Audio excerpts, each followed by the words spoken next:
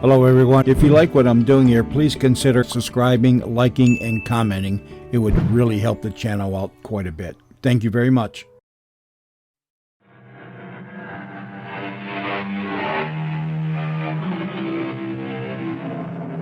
Come in. Welcome. I'm E.G. Marshall. Man is the only living creature who has the power to leave the earth poorer than he found it.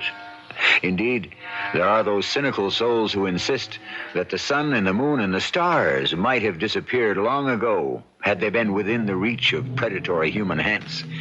Now, wait a minute. We did reach the moon. Well, we can only wait and see.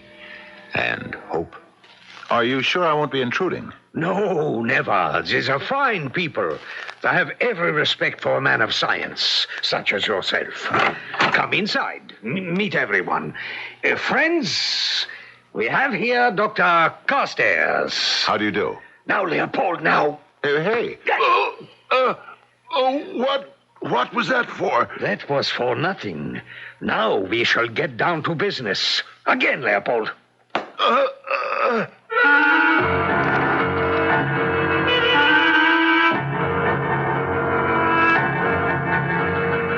Our mystery drama, The Vanishing Point, was written especially for the Mystery Theater by Sam Dan and stars Fred Gwynne. I'll be back shortly with Act One. Let sleeping dogs lie, said Mr. Dickens, and it may, on balance, be good advice. However, it would be much better if we could let lying dogs sleep. Much more conducive to our peace of mind, if not to the peace of the world. We are in the ancient German city of Munich. They like their festivals here, especially in October. And we're in the midst of one right now, in this mammoth beer garden just to our right. Now, there's a man, about 45-ish, and somehow you can tell he's an American, coming down the street. He pauses at the entrance, but no, he keeps going. He's evidently looking for an address. Has he found it? He stops at a very old and narrow house, and he looks for, finds, and pulls at a bell.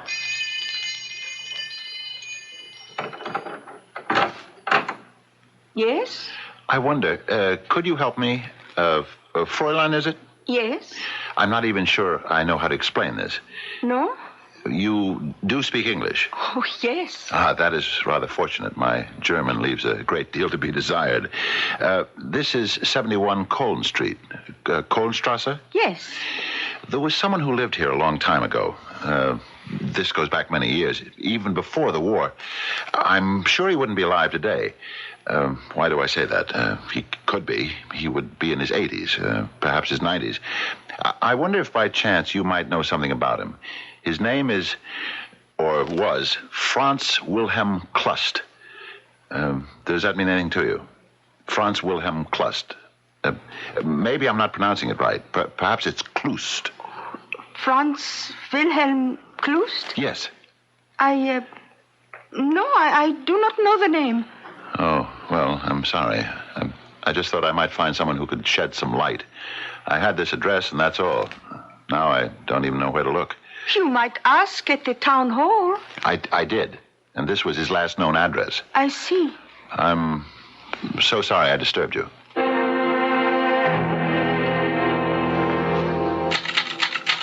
Dearest Millicent, the convention is not as stimulating as I had hoped, but things may pick up a bit tomorrow when I read my paper on dislocated ionic particles in a negatively charged nucleus. I thought I would look up a certain Professor Klust, whose monograph impressed me so much, but no one seems to know what became of him. Actually, I may be wrong, but I think there's a conspiracy of silence surrounding him. Just a minute. Someone seems to be knocking on the door. I haven't the faintest notion who it might be, but I shall find out. Yes? You are Herr Dr. Willis Carstairs? Yes, but I'm not a doctor of medicine. I have a PhD in physics. I explain this because so many people You think have that if been inquiring for a Professor Franz Wilhelm Klust? Oh, yes. Won't you come in, Mr. Kellner. I mean, Herr. Kellner. Thank you. Won't you sit down? Danke. Thank you. Well, now, what can you tell me about Professor Klust? Well, first, you must tell me why you are so interested. Oh, certainly. I was doing research on, I suppose you could call it displacement. Oh, that was quite a while ago, and I'm no longer actively concerned with it. Displacement? It's a highly technical and theoretical thing. Are you involved with science in any way, Herr Kellner? No. Well, it has to do with the disappearance of matter. At any rate, I came across a monograph by Professor Franz Wilhelm Klust of the University of Munich, written in the 30s. And? And what? It seems to me I'm being interrogated. Oh, well, you must excuse me. You see, I am his nephew. He's an old man. Then he is still alive. Oh, yes. Oh, that's marvelous. But he's not strong, and so I wish to make sure that those who call him have an interest that is, how would you say, legitimate. Of course. As I said, at one time, I was interested in his specialty, but I've since gone on to other things. And I just happened to be here at a conference. I remembered Professor Klust. Do you suppose I could see him? Well, yes. Now that you have established your credentials, you'll be most welcome. Thank you. When might I be able to see him? Now? Now? When one arrives at Professor Klust's age, one does not make long-range appointments. I suppose not. Unless you have another engagement. No. I can think of nothing else I'd rather do. Then I shall take you to him.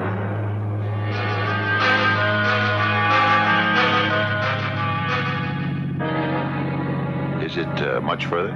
No. It's very kind of you to undertake such a long trip. It will give my uncle pleasure. I only read that one paper of his, but it showed such brilliance. And I never heard of him before or since. Why isn't Professor Klust better known? Who can say? Science is perhaps like other fields. You must know how to succeed. That's true. And this is his house. We seem to be in the country. My uncle needs the air. He always loved Einsamkeit. Aloneness. Solitude. Yes. Yeah. And now you shall see him. Oh, yes. Oh, it's beautiful here. Lovely place to work. Is your uncle still active? Very much so, yeah. Very much. Please come in. I should like you to meet my cousin, Leopold. How do you do? Jetzt, Leopold. What is this? Einmal. No, einmal. No.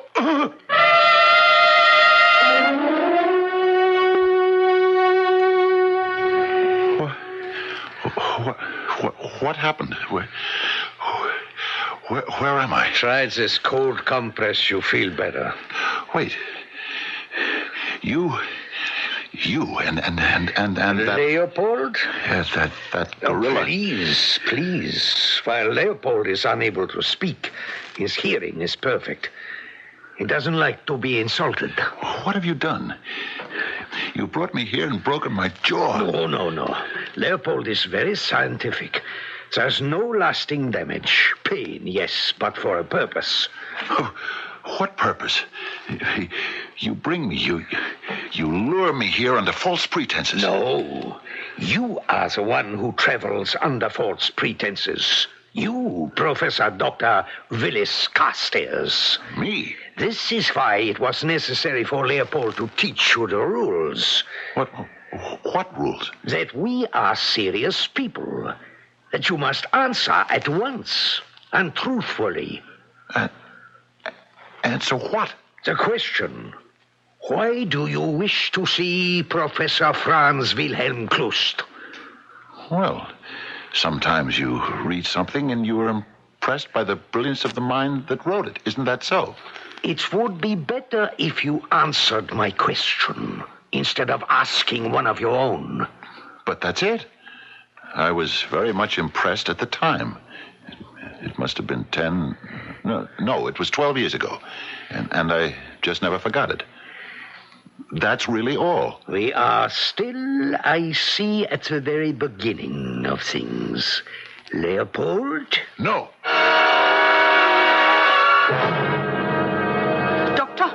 Dr. Carstairs. What? You must wake up. Wake up. Are you all right? No, I'm not all right. Come. Where? Wait. I know you. You're the woman who answered the door when I asked for Professor Klust. Yes. Would you mind telling me just what... There is no time. You must leave. Oh, yes, I'm willing to do that. Good. I have an automobile outside. You can walk? I can even run if I have to. Well, then hurry.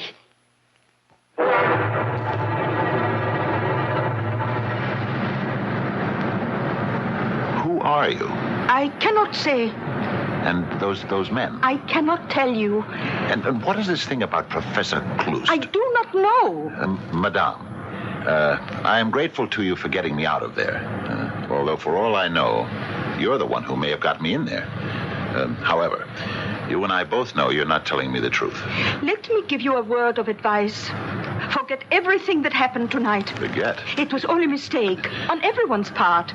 Therefore, it is best forgotten. I was beaten up. Do you expect me just to forget that? Well, sometimes that is the wisest thing. Look here, Miss Fräulein or Frau or whatever. There's something going on here that's wrong, that's criminal. I do not intend to make believe it never happened. You are warned. If you intend to make a fool of yourself, no power on the earth can stop you.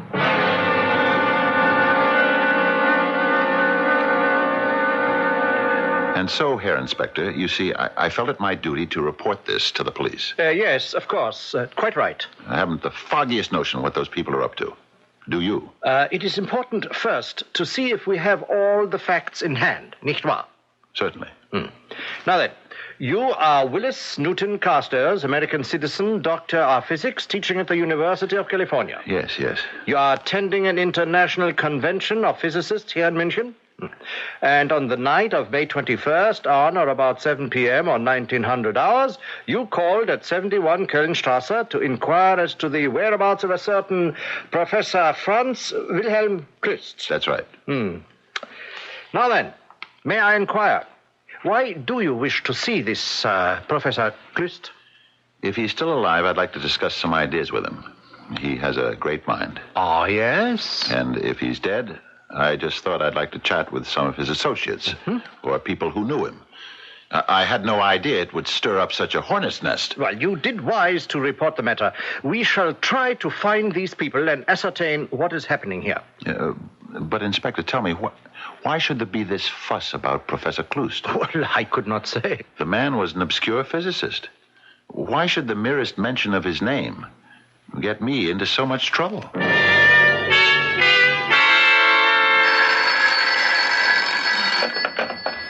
Hello? Professor Carstairs? Yes, this is he. This is Inspector Mueller of the police. Oh, yes, Inspector. Yes. We have your 3 people in custody. Already? So soon? Yes. Could you find it convenient to come down to police headquarters? Of course, Inspector. At once. Thank you. Ah, Herr Dr. Carstairs, it's so good of you to come. Please be seated. Thank you, sir. Now, these 3 people, I trust you know them. Oh, yes. We have Fräulein Erika Bauer, we have Werner Kellner, and last but not least, Karl-Heinz Leopold. Yes. I have here your deposition, your story, this paper.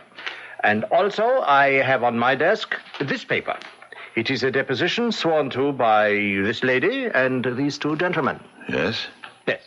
There seems to be an Unstimmigkeit here, a discrepancy. A what? Well, it would seem, Herr Doctor, that they tell me a different story. A different story? How can that be possible? Well, they respectfully beg to differ with a distinguished visitor to our country, but they insist that you are not telling the complete truth. Yes, perhaps we should have known. Things were moving much too smoothly, much too swiftly. Something had to be out of joint somewhere. What is this complete truth that our hero is supposedly not telling? Indeed, what is a complete truth to begin with? Truth is not divisible. A half-truth must eventually become a whole falsehood. But this is philosophy, and right now we're in a police station, and in a foreign country at that. You'd better not miss Act 2. You know how these things go. You have half a dozen witnesses to an event. When you finish collecting testimony, you may very well wind up with a half a dozen different stories. No two eyes will see exactly the same sight. No two ears will hear exactly the same sound. Sometimes you wonder how it's possible to prove anything at all in this world of ours. What do you mean they tell a different story, Inspector? I told you what happened. Herr Kellner, shall you repeat your sworn statement? Yeah, Inspector. On the night of October 21st, I was in Schanzer's beer garden on Kölnstrasse. I go there to listen to the music and enjoy a glass of beer. Yes, continue. The place, it was filled with a crowd, and I noticed this gentleman. That isn't true. I was never in such a place. Please, remain silent, Herr Doctor. You have already made your statement. Continue, Kellner. Yeah, very good. I am standing at the bar next to this gentleman, and he says to me, I could tell he was an American by the way he spoke. Well, hiya, pal. Pal? Buddy. Chum. Comrade. Ah, comrade. Yeah. Have a beer. Thank you. I have one. Bottoms up, old comrade. Hey, say that, bartender. Another round over here. Hey, listen, do you know where there's any action around here? Action? Hey, I don't mean noise, I mean action. Where a fella can act sociable, meet people. After all, I'm a guest in this country, huh? I'd like to meet the people, if you know what I mean. I'm a completely respectable guy. Look, see? My card. Yeah. Willis Newton Carstairs, Ph.D., University of California. See? Yeah. I am going to a social gathering of friends. You could call it a party. Hey, sounds great. Perhaps you should like to come. Hey there, old comrade. What are we waiting for? It's a lie. Now, Herr Doctor. I never went into that beer garden. I don't talk the way he said I did. We deal here with a sworn statement. The entire thing is a tissue of falsehoods. We shall continue with Herr Kellner's affidavit. But it isn't true. Please, Doctor, you must at least have common courtesy. You cannot place me in a position where I'm I must insist on silence.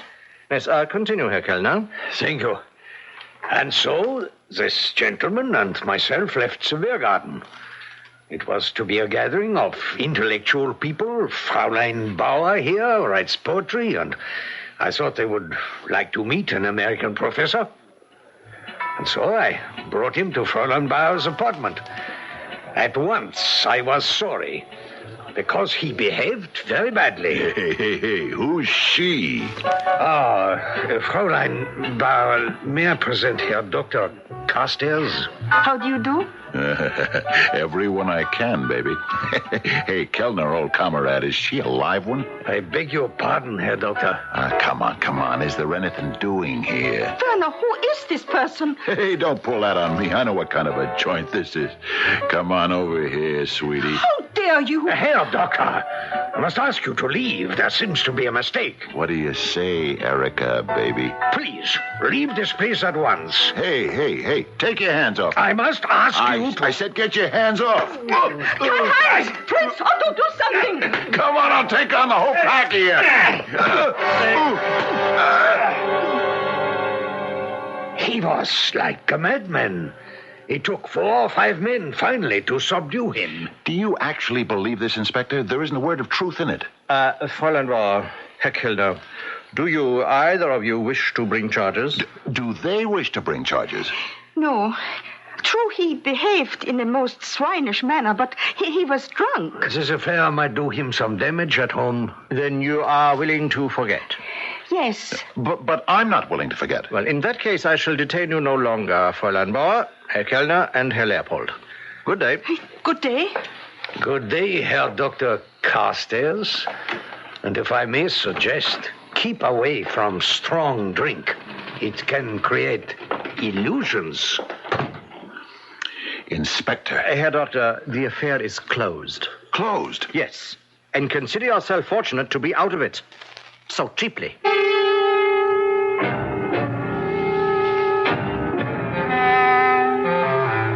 Yes, we were informed of the incident, as a matter of course, here at the consulate. Were you? It concerned an American citizen.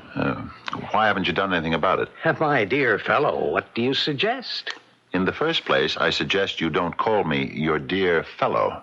Now, Dr. Carstairs... Anytime anyone says to you, my dear fellow, it's a sure sign that you're about to be brushed off. Oh, I wouldn't say that. Yeah, but you're going to do it. In the end, you'll tell me to go home and forget it, won't you? Now, look here, my dear... Dr. Carstairs... Whose side are you on? Side? Well, it's obvious what happened. You got drunk. You became obstreperous. I don't drink enough to get drunk, and I'm never obstreperous. Well, perhaps not at home, but when a man finds himself in a foreign country, his inhibitions... I'm telling you the truth. Dr. Carstairs, if you persist, you'll attract notice in the papers. The word will get home. Things could become very awkward for you. But I am telling you the truth. It doesn't matter. The truth doesn't matter. Doctor, just give people a chance to believe the worst and they'll do it. It's human nature. Now, you think about this very carefully, and you'll see that I'm really concerned with your best interests. My dear fellow, I really am. The head of the department is on sabbatical leave, Dr. Carstairs. I am Professor Lisa Lotte-Schmidt. May I help you? I'm interested in a Professor Franz Wilhelm Klust. Oh, you are going back a long time. Do I detect a slight tone of disapproval, Professor? Those days are finished, thankfully. That era is gone. And Klust is dead. Well, I hadn't expected that he would still be alive. What is it you wish to know about him? Some time ago, I had come across a monograph he had written in the 30s on displacement. Yes. It had some very original ideas. However, let us only speak well of the dead. What are you trying to tell me, Professor? You say it was written in the 30s, and that is correct. The late 30s. By that time, Klust was running things, academically speaking. I'm afraid I don't understand. As an American, you would not. You take academic freedom for granted. Klust was a powerful man in the party. He ran purge after purge in the university. I remember it well. I was a student here then. It's hard to believe that such a brilliant scientist would He wasn't that brilliant. If you wanted to teach, you would collaborate with Herr Professor Klust. Are you saying, then, that the ideas in that monograph were not his? I only know that the original research was started by a physicist named Neumann, who died of mysterious causes. Oh? Have I disillusioned you, Doctor? I'm sorry. And whatever became of Klust? He died near the end of the war, we think. Isn't anyone sure? Things were hectic, confused in those last days. There was a rumor that the Soviets carried him off. I do not think so. You don't? He was not that good a scientist. Forgive me, I am prejudiced. I never liked the man. Well, even if he were still alive, he would be a very old man. In his 70s. Do you think that is old?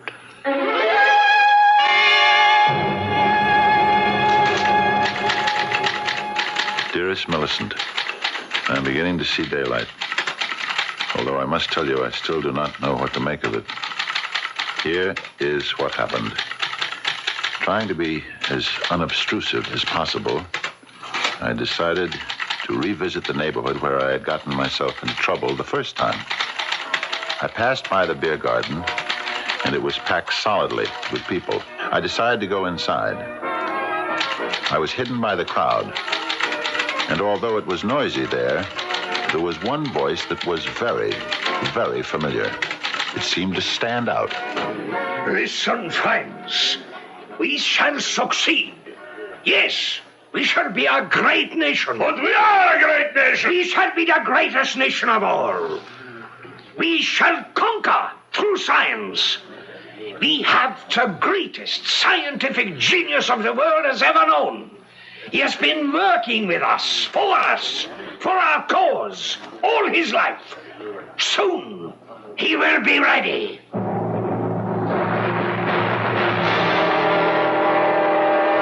Yes, Herr Doctor. What may I do for you? You might curb your impatience. I beg your pardon. You consider me a fool, a troublemaker. Oh, Herr Doctor. You consent to see me because it might be awkward not to. Would you suppose you state your business? That's better. Abrupt. Impersonal. First, are you aware of the existence of a political party called the National Restoration? Yes. Is it a neo-Nazi party? Not just neo-Nazi, but neo-everything. Were you aware of the fact that Werner Kellner, Karl-Heinz Leopold, and Erika Bauer are members? The National Restoration is a completely legal party. So were the Nazis. Please, may I ask where this is going? Why do you suppose they beat me up? We have already been through all of that. Come, Inspector. You know perfectly well I was telling the truth. In the absence of disinterested witnesses, it was the word of 3 against the word of 1. Have you listened to the propaganda of the National Restoration Party? Oh, Herr Doctor. The streets are filled with all sorts of... there is such a marvelous American word for it. Kooks, yes, on the left, on the right, wherever you turn. Now, who has the patience to listen? Who can even hope to understand what they're saying? I do. I understand what they're saying. Yes, is that a fact? They're saying they have a weapon that can conquer the world.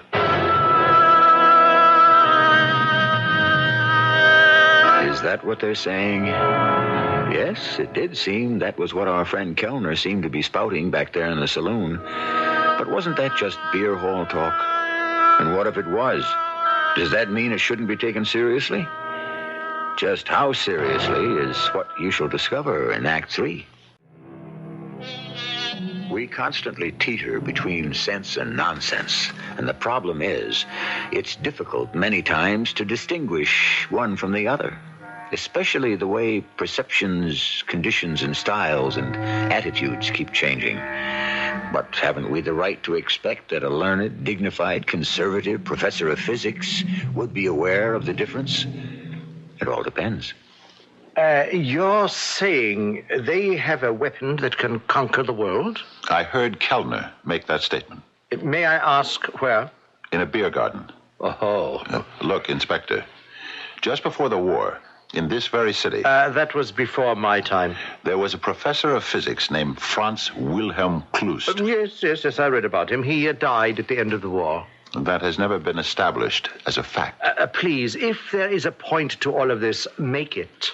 The war is over. Klust is presumed dead. Mm-hmm. That's all right with him. There's a possibility he could be prosecuted for war crimes. He goes into hiding, but he needs help. He gets it from the newly formed National Restoration Party. You have the facts to support this contention? The years go by. The original Restoration Party members get old, pass from the scene. New ones join up. But the constant, the unifying force is Klust. He is working on the weapon that will make all things possible. The party members have one grand mission: support Klust, protect Klust, maintain the secrecy that will allow him to work, to finish, to perfect the weapon. Yes, once again, the facts. Suddenly, a shocking event occurs. One night, a stranger knocks on the door and inquires for Klust. Why? All these years, everyone thought Klust was dead. Obviously, the stranger must be a spy. So, they lure him to a lonely spot, where they try to force the truth from him. Then they decide to release him to see if he can lead them anywhere. But he doesn't. They are relieved. Obviously, he was telling the truth. He was just an innocent, blundering foreigner. I must keep insisting. The facts. Professor Franz Wilhelm Klust is working on a weapon which could very well change the course of history. Yes, Herr Doctor, we shall look into the matter. Yes, I'm sure you will.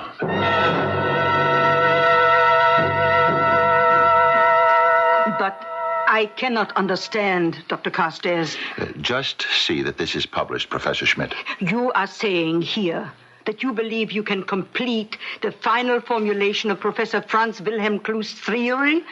Is this true? I'm not sure. Then why should we print this in our journal? Professor Schmidt, I have been to the police and to the politicians.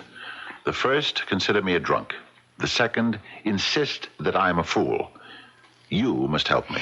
Dr. Carstairs, there is no real evidence of any... There are times when a scientist wants to be accepted on faith.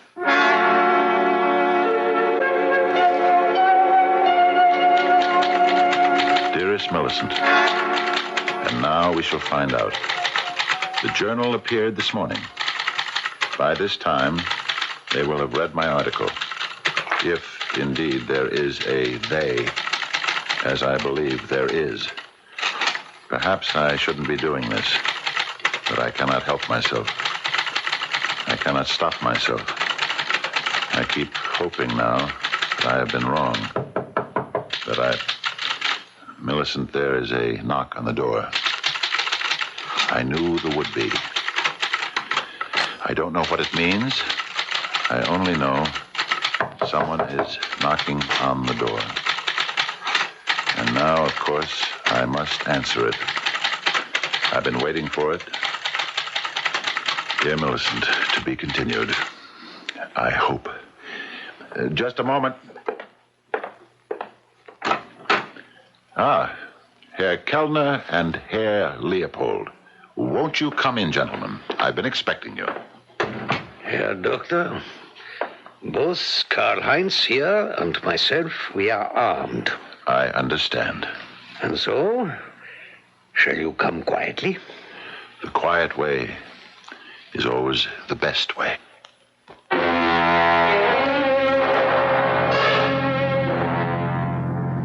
This seems to be a familiar neighborhood. Yeah. There's the beer garden and Fräulein Bauer's house. And unless I'm wrong, Professor Klust as well. He's been here all these years, hasn't he? We have built for him a very comfortable laboratory below the house. And no one ever suspected the old man was still here, still alive. Well, what do you want with me? The old man, yeah, he is old. And from time to time, his age, how can I say it, interferes, gets in the way. I see. He needs help. And because you have claimed that you are familiar with his work, you have been chosen to assist him. At the point of a gun. And suppose I refuse? You will be shot. Obviously, you're up to no good. Oh, I disagree. We wish to do good for all humanity. And to prove it, you threaten to kill everyone who refuses to help you. Humanity must always pay a price for progress. Ah, we have arrived. Escort your guest inside, Leopold. Yes, down here we are truly away from the world. Step inside, please. Here is the professor's living room and study. See how comfortable. Oh, yes. And that door, it leads to his laboratory. Come. Professor! Professor! Yes. Oh, yes, Kellner. Professor, this is an American. An American, a prisoner of war. Where is his uniform? Oh, an American scientist. What, a scientist? We have captured him. Ah, so good. Yes, good. Professor, he has read your paper. Paper? What paper? He, too, has been working on displacement. Ah, he has. Also, yes. Well, we shall see about that. Come into the laboratory. You will do as he says. If you insist. So, you are Professor Franz Wilhelm Klus. Yes. Now, what do you know about displacement? I know the theory. Oh, any fool knows the theory. Position is positive. Volume is positive. How to negate position and volume? There must be a negative force. Ah, the negative force. Yes, the negative force. Neumann saw the negative force as a tool to help mankind. Neumann? Who is Neumann? Neumann saw it eliminate so much expensive, backbreaking, time-wasting labor. You could level mountains. You could clear fields. You could dig tunnels. A single ray of negative force could eliminate all matter that stood in its path. Yes. Now I remember, yes. Do you remember Neumann? Neumann. You promised to save him if he told you his secret. But in the end, you betrayed him and sent him to a concentration camp. No, Neumann. Who was Neumann? When he died, you promised Hitler you would create the ultimate weapon for him. Oh, yes, and I shall, yes. You couldn't. You can't. You don't have the skill or the knowledge. You're a fraud. No, please, I want it so much to be recognized. I am an old man. Have pity. Pity? I was not brilliant like Neumann and the rest of them. I wanted to be famous. So when the opportunity arose... Do you expect me to help you? You will help. Never. There are ways you can be made to help. And I'm sure you know all of them. I will share with you the credit. Also, I swear, look, I have isolated the negative force. I have constructed the generator. Wait a minute. You can set up a limited field of force. But how can you reverse it? Keep away. It is mine. You get out. You know how to isolate the negative force, but you don't know how to stop it. No, get out. You don't know how to reverse it. Get out. Don't turn it on. It will destroy you. No. Don't. No. We must get out of this room. I will destroy the world. You come back here. Why have you left the laboratory? Have you the professor's permission? Why don't you go inside and find out? I shall. Leopold, Erika, guard him. I warn you, no tricks. What sort of tricks could I possibly play? What is he doing in there? Why don't you go inside and find out? Leopold, knock on the door. Again. Open it, Leopold. What is that? Go see. What happened to him? To whom? Leopold. He walked inside the room, and now he's gone. How? And the professor and Kellner. Oh, something is not right here. Shall I tell you? I shall see for myself, and do not try to escape. You cannot get away from us.